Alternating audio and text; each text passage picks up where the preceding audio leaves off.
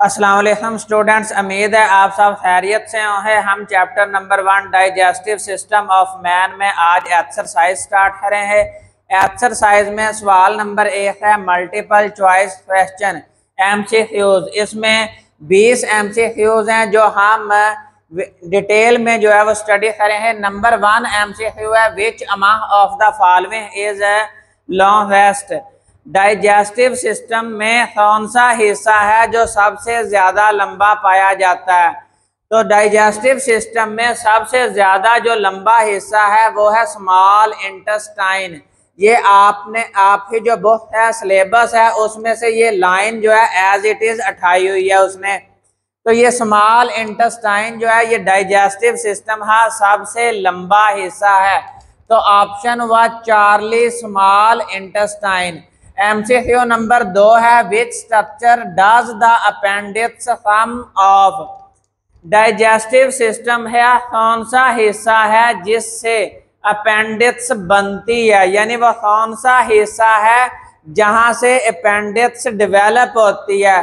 तो अपेंडिक्स जो है ये लार्ज इंटेस्टाइन है, 3 पोर्शन है। लार्ज इंटेस्टाइन ही ऊपर ही तरफ जो पोर्शन जाता है इसे हम बोलते हैं असेंडिंग कॉलन, और जो इस तरह सीधा जाता है इसे हम बोलते हैं ट्रांसवर्स कॉलन, और जो नीचे हो हिस्सा आता है ये है डिसेंडिंग कॉलन।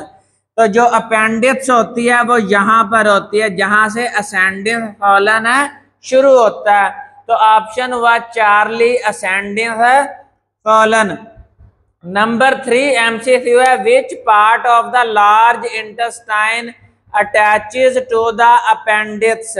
लार्ज इंटेस्टाइन, बड़ी अंतड़िया, कौन सा हिस्सा है जो अपेंडिक्स के साथ अटैच होता है, जुड़ा हुआ होता है? तो जहां से ये असेंडिंग कॉलन शुरू होता है यहाँ पर एक शुरू वाला जो हिस्सा है इसका नाम है सिस्टम। ये सिस्टम जो होता है ये अटैच होता है अपेंडिक्स के साथ। तो ऑप्शन हुआ डेल्टा सिस्टम। नंबर 4 एमसीक्यू है, which is the name of part of the stomach attaches to the oesophagus. मैदे है वो कौन सा पोर्शन है, वो कौन सा हिस्सा है जो फूड पाइप के साथ या खुराक वाली नाली के साथ जो है वो जुड़ा हुआ है। तो इसमें डेल्टा ऑप्शन है कार्डिया, यानी ये एसोफेगस है, ये फूड पाइप है, ये आगे चल है मैदा शुरू होता है। तो मैदे है जो शुरू वाला हिस्सा ना, ये वाला हिस्सा ये इस फूड पाइप के साथ अटैच है। अब ये जो मैदे है शुरू वाला हिस्सा है इसका नाम है कार्डिया। ये कार्डिया जो है ये डायरेक्टली अटैच होता है एसोफेगस के साथ। तो delta option cardia. Number 5 MCQ है, where does the pancreatic duct join directly.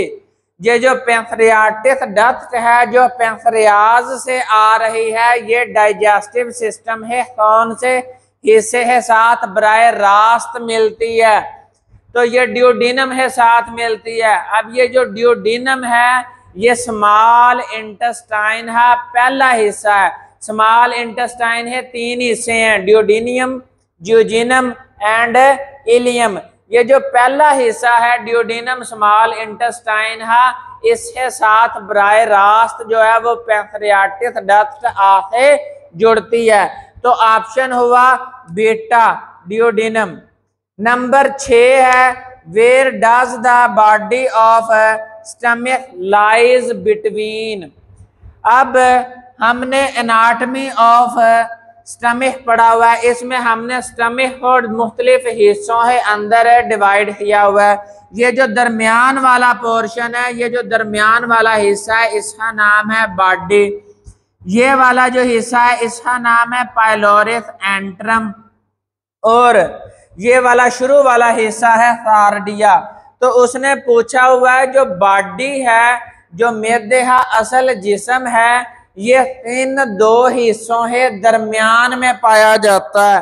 तो ये कार्डिया और पाइलोरिक एंट्रम है दरमियान में पाया जाता है। तो ऑप्शन हुआ डेल्टा कार्डिया एंड पाइलोरिस एंट्रम है, बिटवीन पाया जाता है, दरमियान में पाया जाता है। नंबर 7 MCQ है, which one is the largest gland in the body, हमारे जिस्म में सबसे बड़ा ग्लैंड कौन सा है? लीवर हमारे जिस्म में सबसे बड़ा ग्लैंड है। लीवर जो है इससे 500 से ज्यादा फंक्शन जो है वो आइडेंटिफाई हो चुके हैं, यानी लीवर जो है वो हमारे जिस्म में 500 से ज्यादा काम सरंजाम देता है। तो इसका मतलब है लीवर हमारे जिस्म का सबसे बड़ा ग्लैंड है, तो ऑप्शन अल्फा है। नंबर 8 MCQ है, पिप्सिनोजिन इज एक्टिवेटेड टू पिप्सिन बाय, अब ये जो पिप्सिन है ये एक्टिवेटेड फॉर्म है, जब है पिप्सिनोजिन है ये इनएक्टिव फॉर्म है। मैदे है अंदर ये वाला एंजाइम जो है रिलीज होता है पिप्सिनोजिन ही फॉर्म में, इनएक्टिव फॉर्म में रिलीज होता है, इसे बाद में पिप्सिन में बदला जाता है, यानी एक्टिव फॉर्म में इसे बदला जाता है। अब इनएक्टिव से एक्टिव में बदलने के लिए दो चीजों की जरूरत पड़ती है, या तो ऑलरेडी पहले से ही मैदे के अंदर थोड़ा सा पिप्सिन जो है वो ऑलरेडी पड़ा हो, जो बाद में आने वाले पिप्सिनोजिन हो पिप्सिन में बदल दे, या फिर आपके मैदे में HCl होना चाहिए। ये दो चीजें लाजमी होनी चाहिए पिप्सिनोजिन हो पिप्सिन में बदलने के लिए। तो ऑप्शन हुआ चार्ली एक्टिव पिप्सिन जो ऑलरेडी आपके मैदे में पड़ा हुआ है, या फिर HCl। नंबर 9 MCQ है, लीवर सक्रीट्स बाइल इनटू, ये भी ड्यूडिनम है, अंदर ही बाइल सक्रीट किया जाता है, ये भी बाइल जो है ड्यूडिनम यानी स्मॉल इंटेस्टाइन है, पहले हिस्से में ही रिलीज होता है। Number 10 MCQ, emulsification of fat will not occur in the absence of, fat हो छोटे छोटे ड्रॉपलेट्स की सूरत में तोड़ना जो होता है, इस अमल का नाम है इमल्सिफिकेशन, यानी जो फैट है चखनाई है, जो बड़े बड़े मॉलिक्यूल्स होते हैं उन्हें छोटे छोटे ड्रॉपलेट्स में तोड़ना जो है, इस अमल का नाम है इमल्सिफिकेशन। और ये इमल्सिफिकेशन करने वाली चीज जो है वो होती है बाइल। बाइल जो होता है ये इमल्सिफिकेशन ऑफ फैट में रोल प्ले करता है, यानी इमल्सिफिकेशन ऑफ फैट की जिम्मेदारी बाइल के पास है। तो बाइल में ऐसा कौन सा जुज है जो ना हो तो इमल्सिफिकेशन ऑफ फैट नहीं होती? बाइल में अगर बाइल साल्ट ना हो तो इमल्सिफिकेशन ऑफ फैट नहीं होती। तो ऑप्शन हुआ चार्ली, बाइल साल्ट अगर एब्सेंट है तो फैट इमल्सिफाई नहीं होता। नंबर 11 MCQ है, fatty acid and glycerol first absorbed by alpha option lymph vessels, यहाँ पर अगर कार्बोहाइड्रेट हो एब्जॉर्ब करवाना पड़े तो वो सबसे पहले ब्लड वेसल्स एब्जॉर्ब करती हैं, लेकिन अगर फैटी एसिड या ग्लिसरॉल अगर एब्जॉर्ब करवाना हो तो पहले लिम्फ वेसल एब्जॉर्ब करती हैं, जज़ब करती हैं, जज़ब करने के बाद लिम्फ वेसल जो हैं ये ब्लड वेसल्स हो दे देती हैं, पहले लिम्फ वेसल जज़ब करती हैं। हाँ, अगर कार्बोहाइड्रेट जज़ब करने की बात है तो वो बराह रास्त पहले नंबर पर ही ब्लड वेसल जज़ब कर लेती हैं, लेकिन फैटी एसिड पहले लिम्फ वेसल जज़ब करे ही बाद में ब्लड वेसल के पास जाएगा। नंबर 12 MCQ है, the hormone responsible for stimulating the secretion of HCl by stomach cell is, मैदे में कौन से सेल हैं जो HCl प्रोड्यूस करवाने के जिम्मेदार हैं? HCl पैदा करवाने वाले सेल कौन से हैं मैदे में जो बाद में चाहे पिप्सिनोजेन हो पिप्सिन में बदले हैं? तो नंबर सी ऑप्शन है रेस्ट्रिन, रेस्ट्रिन हार्मोन है। ये रेस्ट्रिन हार्मोन जो है मैदे के सेल पे जाके असर अंदाज होता है, वहां से गैस्ट्रिन जब प्रोड्यूस होता है तो वो सेल HCl पैदा करते हैं।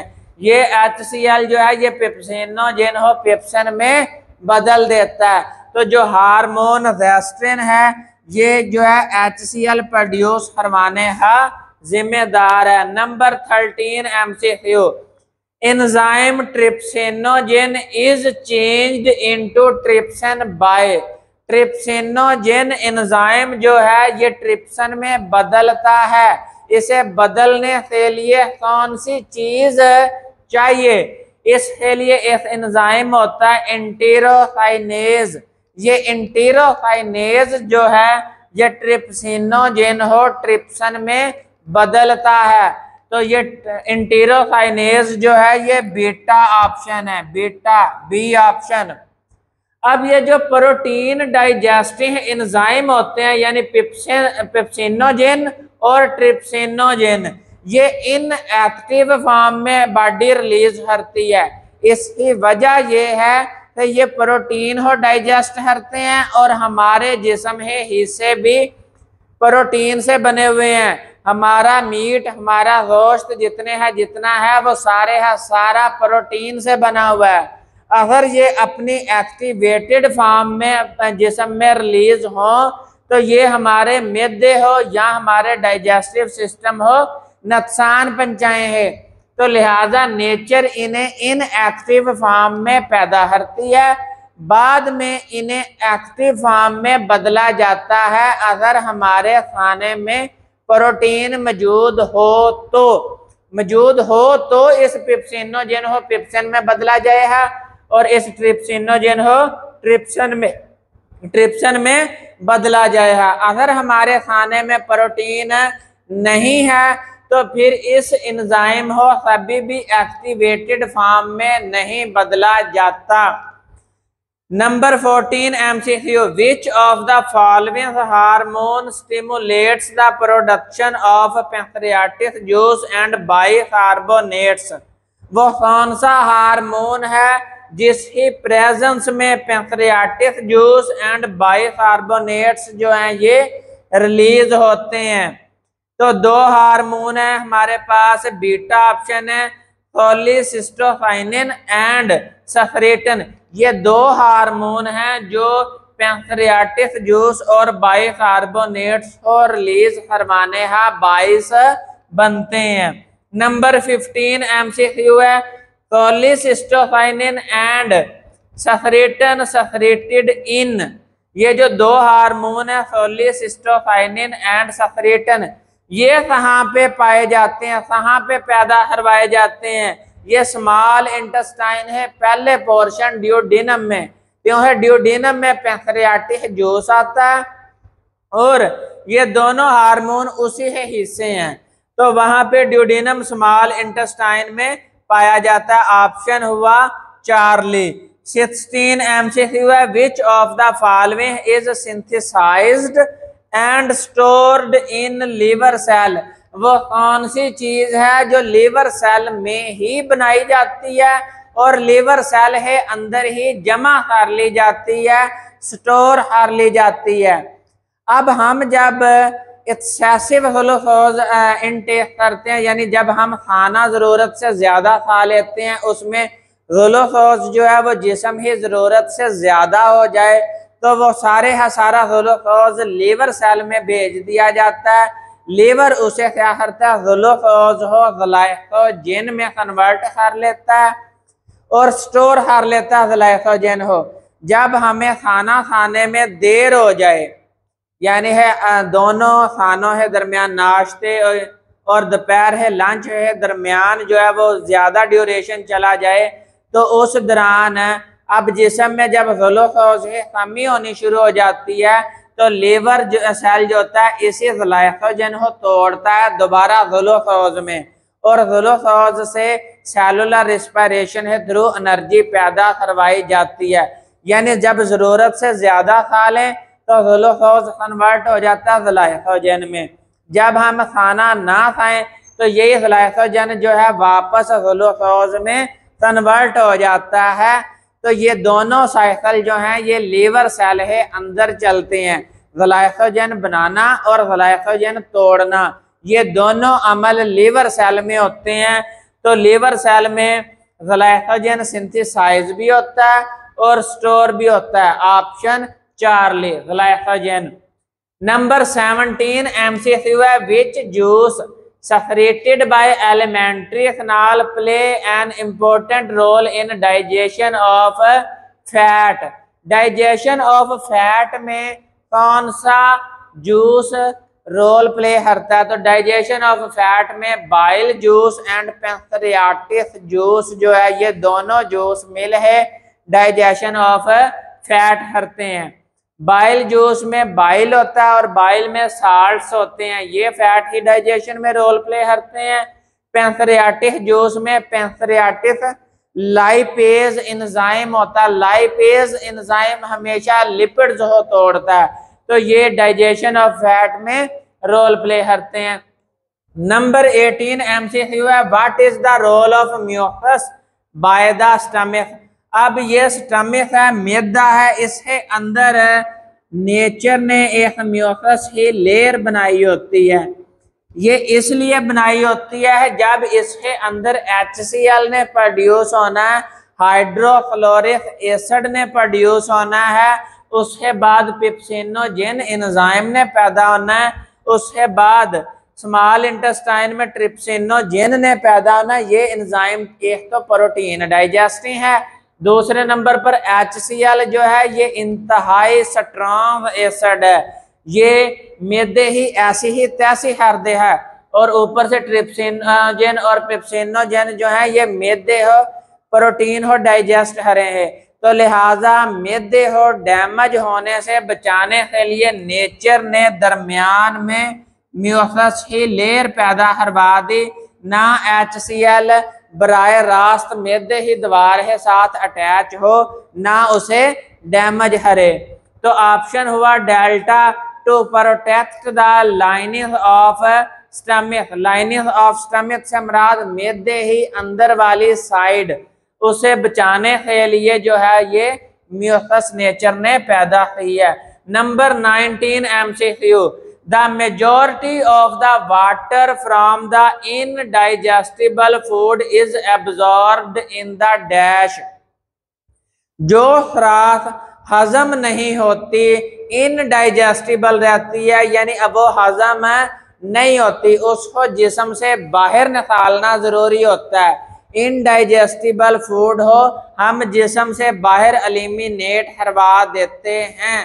अब जो खुराक हजम नहीं है उसमें पानी तो है, उस पानी हो जिस्म में एब्जॉर्ब जज़ब करवाने के लिए इस हिस्से में जज़ब करवाई जाती है, लार्ज इंटेस्टाइन में। Delta option large intestine. Large intestine में इनडाइजेस्टिबल फूड से पानी हो जज़ब करवा लिया जाता है। Number 20 MCQ, which hydrolytic enzyme react in the low pH environment. Low pH environment में कौन सा हाइड्रोलिटिक एंजाइम है जो रोल प्ले करता है लो पीएच पे?